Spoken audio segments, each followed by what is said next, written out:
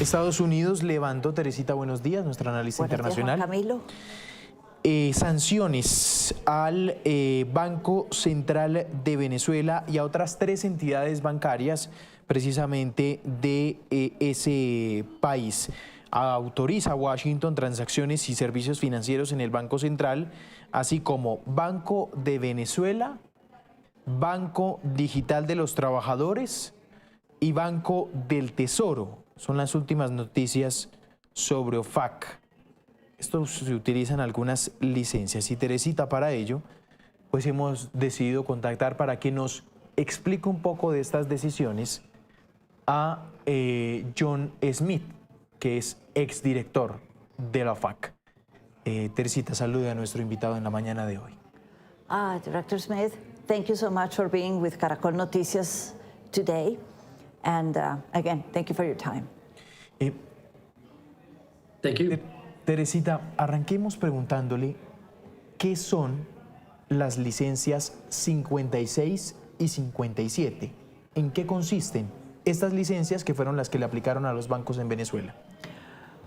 We'd like to start talking about the original sanctions against Venezuela when they were put in the OFAC list, known in South America many times as the Clinton list. You probably know that. Yes. So the licenses 56 and 57, what did it entail? Sure. So think about what the sanctions have gradually escalated to. And up until recently, much of the transactions or any kind of activity with the government of Venezuela, including officials of the government of Venezuela, including any employees of the government of Venezuela, including any state-owned entities of the government of Venezuela, all were prohibited with U.S. jurisdiction, U.S. persons, U.S. dollars. What these 2 general licenses do is they largely, the first one authorizes the provision of any type of financial services with the Central Bank of Venezuela or a number of other state-owned banks, and including any entities that those banks own, so that those financial services can now freely be conducted. And it also allows the provision of any kind of services with folks who had been considered blocked, even though their names were not on the Clinton list, because they were government of Venezuela employees at whatever level. That first general license authorizes the provision of services with the government of Venezuela banks and those persons.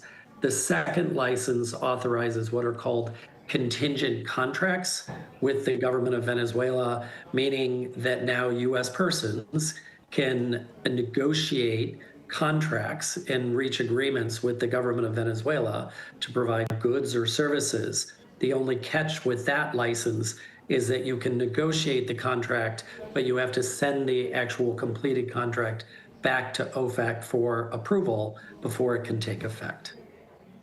Thank you. Muy interesante. Dice que las licencias 56 tienen que ver con los bancos que son del gobierno en Venezuela. Llámese el Banco Central, que es el equivalente nuestro al Banco de la República, o cualquier otro banco que tenga o maneje recursos públicos. Y muy interesante, dice, estas sanciones en su momento aplicaban no solamente al banco, sino a cualquier persona que tuviera, por ejemplo, un contrato de servicios o de empleo con esa entidad, así su nombre no apareciera en la lista Clinton o la lista OFAC.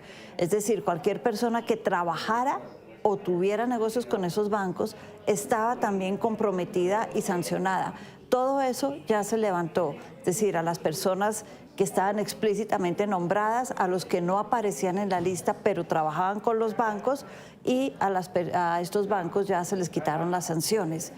El 57 tiene que ver con contratos con el gobierno, y es que a las empresas americanas se les prohibía, cuando ciertas entidades o países entran en la lista OFAC, tener contratos con ese gobierno, con esas personas o esas entidades. Esas restricciones también ya se levantaron, Juan Camilo. Él ve particularmente fácil o muy descomplicado, Teresita, bajo la administración Trump, cómo se están levantando estas sanciones. No solo hablo del tema del Banco Central, hablo del caso de Delcy Rodríguez también, porque aquí todo el mundo pintaba que esto era dificilísimo. What we have in our minds in Latin America is that getting off the OFAC list is extremely complicated and very unusual for it to happen. But we're seeing that with Venezuela, it has been very, very easy. So what is your take on that, the easiness with which the sanctions have been lifted?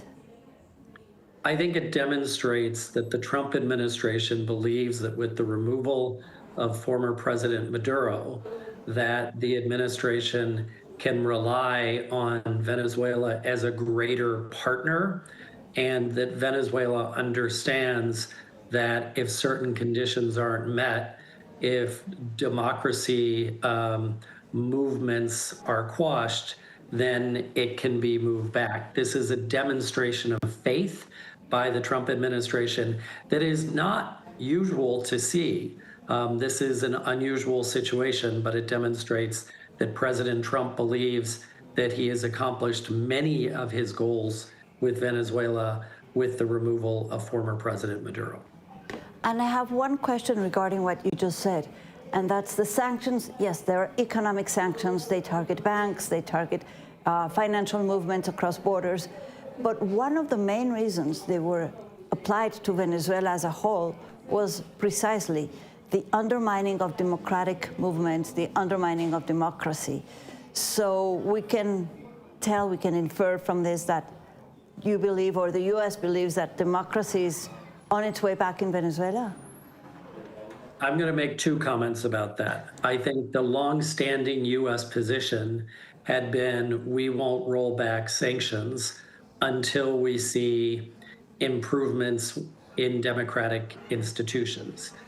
But the second comment I'll make is that President Trump's philosophy seems to be a greater emphasis on trade and relations between governments. And so he has been more willing to roll back sanctions, even though we have not yet seen the improvements in democratic institutions that we would ordinarily expect. So President Trump is unusual.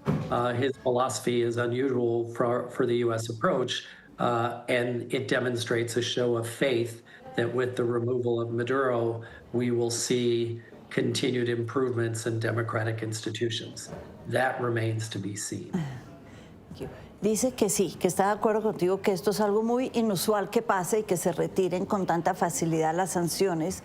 Él lo entiende como que el presidente Trump y su gobierno están dando un salto de fe, tienen fe en lo que pueda pasar en Venezuela, una fe en que el régimen ahora pueda avanzar como quiere Estados Unidos que avance. Le están dando, como diríamos, un pase libre para que demuestre que realmente tienen intenciones de hacer algo bueno. A lo cual le pregunté por la palabra democracia, porque cuando uno lee, Juan Camilo, sobre estas sanciones, uno ve que muchas veces se utilizan para que no haya recursos públicos que vayan a socavar la democracia en otros países, para evitar que eso pase. Y me dice que efectivamente él contesta con dos visiones. La primera dice que efectivamente Estados Unidos siempre ha sido muy reticente a retirar las sanciones a menos de que haya una voluntad de democracia en los países.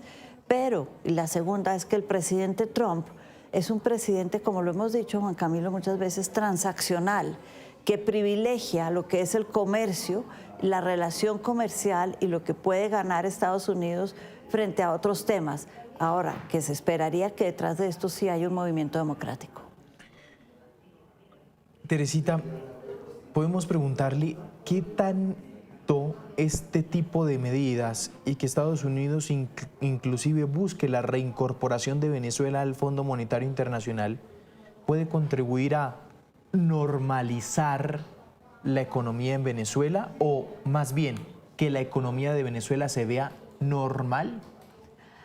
Is the lifting of sanctions in Venezuela a first step, can we say, for Venezuela's coming back to the IMF group, or for Venezuela's legitimation of its economic trades and, movements across the world? Yes, I think it's a first step. It's unclear, though, how many more steps the U.S. will be willing to take.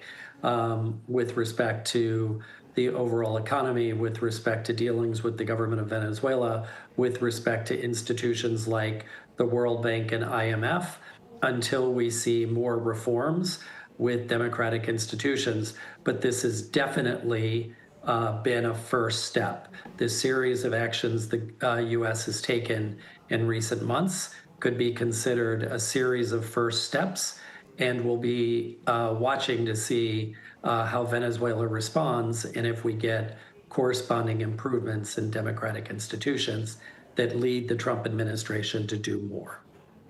Thank you. When you make the decision to put a country in the OFAC list or to sanction a country or an individual, I'm guessing maybe you take the geopolitical situation of the world into consideration and how those sanctions are going to affect the U.S. and its trade economy. Can we say that what's going on in Iran right now affected the decision to remove so easily these sanctions? I think the situation in Iran has certainly impacted decisions with respect to easing of Russia sanctions and decisions with respect to Venezuela sanctions. I think President Trump and his administration are particularly concerned about rising costs for Americans and how that might impact them in upcoming elections and in their overall favorability determinations. So I do think that President Trump and his administration feel squeezed by the situation with Iran and how that's impacted the worldwide economy, and they're looking for ways to ease those pressures, including in Venezuela. Thank you. Me dice que frente al Fondo Monetario Internacional, efectivamente este es un primer paso para que Venezuela se reintegre a estos organismos, como puede ser también el Banco Mundial, pero es solo el primer paso. Hay otros que son importantes y que todavía no se han hablado con Venezuela y que hay que ver Estados Unidos en qué momento los tomaría y si está dispuesto a tomarlos. Dicho eso, le pregunté que si hablábamos antes de la facilidad con que se levantaron las sanciones, que si el tema de Irán, el tema de la guerra, tiene algo que ver e impactó esta decisión para Estados Unidos, a lo cual dice que no solamente con Venezuela lo hizo, sino con el levantamiento de sanciones a Rusia. Y es que la guerra de Irán ha puesto a Estados Unidos en una situación muy complicada frente a los altos precios, a la inflación, en todo, en un año de elecciones, como hemos dicho antes. Quiero hacerle esta pregunta que conecta y articula muchos casos respecto a la lista OFAC, hasta el caso del mandatario colombiano, del presidente Gustavo Petro. Teresita, ¿qué tanto cuenta en esa ruta para salir de la lista OFAC los argumentos jurídicos, es decir, que el presidente Petro, por ejemplo, ponga abogados judiciales en búsqueda de salir y levantar estas sanciones, pero ¿qué tanto cuentan también los argumentos diplomáticos, como lo estamos viendo con el tema Venezuela, que parece que son más pesados a la hora de levantar estas sanciones? Okay, this question has to do with what is more important, what is more relevant when you're taking off sanctions a country or a person, including persons or people like President Petro in Colombia. Do you take into account, one, the legal arguments, the legal defense of the person or the country that was put in the OFAC list, or is it more important the political landscape, the political arguments, the diplomatic negotiations? What, in your opinion, is more important in that equation to take a person off the list? In virtually all cases, the legal issues are most important, that the Treasury Department, in consultation with the Justice Department and the State Department, look to see if the legal requirements of listing someone have changed because they've changed their behavior. In certain extraordinary cases, like presidents of certain countries, the geopolitical considerations may outweigh. You may simply have an administration that says, we still have the legal basis to hold someone on a list, but because of geopolitical considerations, we want to remove them. Dice que en la mayoría de los casos son las cuestiones legales las que priman. Recordemos que esto es una decisión que se toma con el Departamento de Justicia y el Departamento de Estado. Entonces, ahí hay unas razones legales muy sólidas para poner a alguien o sacar a alguien. ¿Cuándo se saca a alguien desde esa perspectiva? Cuando cambia su comportamiento y se dice legalmente ya no tenemos la razón para tenerlo en la lista. Pero cuando se trata de alguien de cierto nivel político, como puede ser el caso de un presidente, el tema geopolítico cuenta tanto o más y a veces se toman las decisiones de sacar a una persona de la lista aún sabiendo que no cumple los requisitos legales para estar fuera de la lista, pero se hace por razones políticas. Me parece, Teresita, y se lo podemos preguntar al señor Smith, que la segunda ruta, la ruta diplomática, es más rápida que la ruta jurídica. Going back to the idea that we have that getting off the list is quite complicated, the question has to do with that political road in cases where a person is very important to the political interests of the U.S. Is it faster to get off the list through that route than through the legal route? Generally, yes. I'll give you an example that with the Syrian conflict, when the Syrian conflict first erupted, there were certain high-level Syrian political officials that initially opposed President Assad. Some of them, or at least one of them, was removed within days because it was viewed as very important to send the political message that there are those who are opposing the regime. And so that was a very fast removal that was faster than your ordinary case. So the political considerations, when they're urgent, can make a removal urgent as well. Dice que sí, que el ejemplo más claro es Siria. Cuando hubo el cambio de régimen en enero del año pasado, fue muy rápido la velocidad con la que Estados Unidos le levantó las sanciones a Siria y al nuevo régimen para mandar un mensaje. Creemos en este gobierno que venía oponiéndose tanto al otro gobierno. Es un mensaje político que hay detrás de estas sanciones.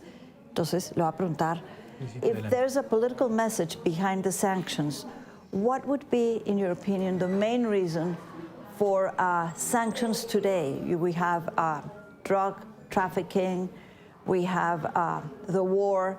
What would be the main reason to impose sanctions sort of very quickly, taking into account the political landscape today? Are you talking about Venezuela in particular, or you mean generally? Yes, Latin America or in general, yes. So Latin America, it is generally a combination of loss of democratic institutions as well as narcotics trafficking. Those are the two primary considerations that the U.S. government is utilizing with its sanctions. It has been loss of democratic institutions, but President Trump has renewed the focus on counter-narcotics. Thank you. Dice que sí, y que en el caso de América Latina, por ejemplo, para imponer sanciones, teniendo en cuenta lo político, hay que entender que no solamente es el tema del narcotráfico, que sigue siendo muy importante, sino la erosión a los principios democráticos que muchas veces se ven en el continente. Pues muy buenas pistas al respecto que nos ha dado John Smith, exdirector de la OFAC, también explicando, por supuesto, estas sanciones que se levantaron al Banco Central de Venezuela. Teresita, agradezcale al señor Smith. Thank you again, former Director Smith. It's been a pleasure having you in Caracol. My pleasure. Thank you. Teresita, a usted muchas gracias. Muchas gracias, Juan Camilo. Son, digo, pistas muy valiosas, ¿no? Que nos acaba de dar. El tema político se vuelve político, importante y el tema de democracia. Porque arranca todo este tema del presidente Petro y de Delcy Rodríguez y uno pensaría que los abogados eran más importantes. Es más, me parece que hay una visión del gobierno colombiano donde le da un valor muy importante al equipo jurídico que rodea al presidente Petro en búsqueda de salir de estas sanciones. Y mire que a veces no es todo. A veces el tema diplomático o mostrar buena voluntad en otros temas es igual de importante. Así es, Teresita, muchas gracias. Seguimos con más información.